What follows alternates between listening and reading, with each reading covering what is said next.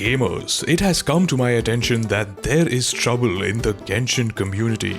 A loud, toxic birdie told me that the Pyro Archon has set shit on fire, and now the community is divided in two. This is unprecedented in the history of last week. God knows the world can ill afford another Genshin meltdown, which is why I have come to mediate. We're going to understand the situation, hear arguments from both sides, and discuss everything in detail. The good, the bad, and the jiggly. We will get through this together and settle things like adults. Don't worry, you can trust me, for I am a deep, disembodied voice on the internet. So without further ado, let's jump right into the situation. It all started when Genshin was late with its drip marketing.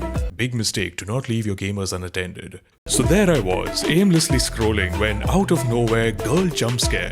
It was the Pyro Archon on her Harley. What? It occurred to me then that this was no drip marketing. This was drip marketing. I was gazing upon forbidden knowledge. Disclaimer, this joke was made purely for entertainment purposes. No leaks were watched during the making of this video. The owner of this channel does not condone the leaking of intellectual property and emphasizes that he has a family. Okay, back to today's episode of The Hairy Bikers. We've got a lot of questions, some anger, and plenty of conspiracy theory crafting, which some would say is warranted considering how different Natlan is from previous regions. Just look at its characters. We've got waifu air support, toxic Minecraft, my cat during the day versus my cat in the night, and Surfshark VPN. But none of them come close to the absurdity of having a bike in Genshin. Mind you, this is a game where the primary means of transport is loading screens. On the other hand, some would argue that if guns can fly and hide in umbrellas, then what's wrong with a little hit-and-run gameplay? Why should adults get all the good road crimes? Well, put simply because it just doesn't fit right. Up until now, Genshin has been a game with this medieval fantasy world. Fontaine, which is canonically its most advanced nation, is only beginning to develop modern technology. In comparison, Natlan certainly has its own flavor of technological advancements, but nothing that would suggest concepts so contemporary. Which begs the question, where does Mavuika's bike come from? The answer to that lies in Tower of Fantasy. I'm kidding. That was a joke. It's actually withering away. Naturally, this raised concerns over the future of the story and the future of the character. Many wondered if she'd become the next Zhongli.